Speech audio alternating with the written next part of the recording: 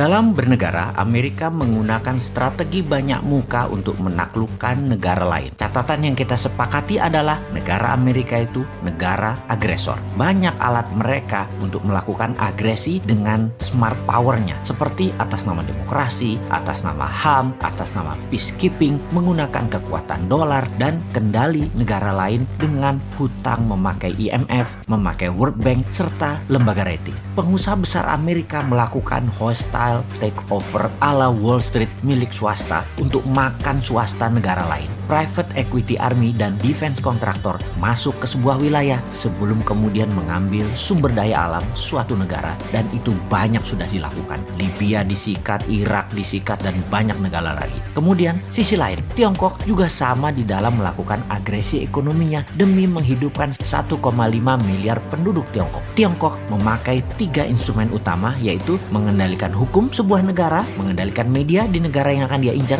dan pejabat di suatu wilayah atau negara yang ditarget. Kemudian Tiongkok melakukan siraman ekonomi melalui BUMN Tiongkok, uang Tiongkok, SDM Tiongkok, dan teknologi Tiongkok. Indonesia kalau bersama Mardigu Nation New Mind akan juga merubah permainan. Kita tidak akan mau kena instrumen Tiongkok dan tidak akan pakai lagi instrumen Amerika. Jadi ketika mendapatkan mandat siapapun New Mind, maka saran terpentingnya akan diubah pertama-tama adalah posisi Bank Indonesia. Kemudian Kementerian Pertahanan. Kementerian tersebut bukan bertahan dengan menguatkan bedil persenjataan dan mesin perang fisik, namun membangun 5 garda penyerangan. Sungguh, apa yang saat ini manajemennya di Kementerian Pertahanan hanya 1/5 dibandingkan apa yang akan kita bangun dalam Kementerian Perang atau Minister of War atau Department of War ala New Mind. Di negara berdaulat dan negara besar, Kementerian Pertahanan manajemennya dan actionnya sudah berubah sejak 20 tahun yang lalu. Indonesia sudah memiliki banyak panglima, menteri pertahanan, namun sayangnya semuanya old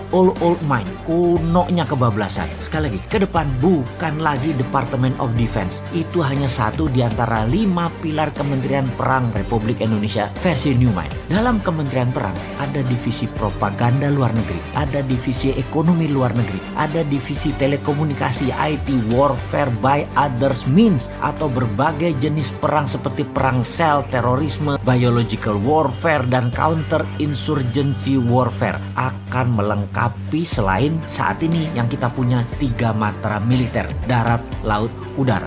Panglima tentara adalah wamen atau wakil menteri, atau bisa juga merangkap sebagai menteri pertahanan tergantung kebutuhan dan situasi serta kemampuan individu panglima tersebut. Dimana kalau panglimanya juga menteri perang, wamennya dari instrumen lain yaitu sipil yang berpengalaman luar negeri. Itu bisa juga. Atau dibalik, mana yang penting? Yang penting mereka paham, berani bertindak, dan cepat mengambil keputusan. Department of Homeland Security adalah kementerian yang membawahi kepolisian. Kepolisian sekarang tidak direct ke presiden, tapi di bawah kementerian. Kementerian Homeland Security dan National Defense Council di bawah Menko Pertahanan, Keamanan, dan Perang. Menko PKP. Ini nomenklatur kementerian baru. 3 pilar Mardigu Nation itu sederhana. Itu diwakili 1 Menko Ekonomi dan SDM, 2 Menko PKP, Hukum dan Politik, dan 3 Menko Kesra dan HAM. Di dalam membangun kekuatan serang, maka pasukan elit Densus Gultor menjadi 1. Densus di dalam, Gultor serang keluar, dan ofensif ke negara lain. Ini di bawah National Security dan Defense Council. Jadi kalau ada kementerian ditambah, pasti ada kementerian yang dikurangi atau ditutup. Maka Kementerian Tenaga Kerja akan jadi Dirjen Tenaga Kerja di bawah Kementerian Pendidikan. Juga Kementerian Pemuda dan Olahraga masuk ke Kementerian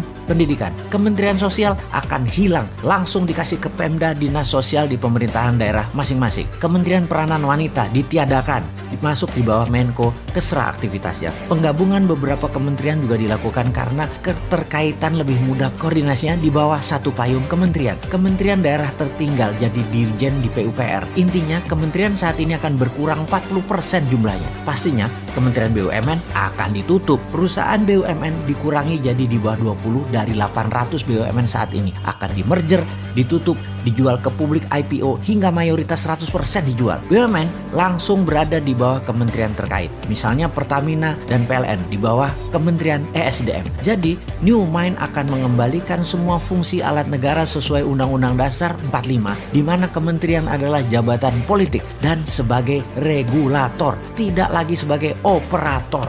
Kemudian pastinya swasta nasional pengusahanya termasuk UKM boleh membangun dan berbisnis sama dengan Pertamina serta PLN. Boleh punya sumur minyak sendiri, penyulingan minyak sendiri, distribusi hingga SPBU. Begitu juga di listrik, bisa membangun power plant sendiri, distribusi transmisi kabel sampai ke konsumen. Percayakah ternyata harga BBM bisa lebih murah dari sekarang, harga listrik bisa lebih murah dari sekarang, serta menjangkau seluruh wilayah Indonesia karena swasta yang bergerak. Makanya New Mind itu heavy on private, kalau Old Mind itu heavy on government. Bersama Old Mind rakyat hanya disuruh nonton serta keprok-keprok tok.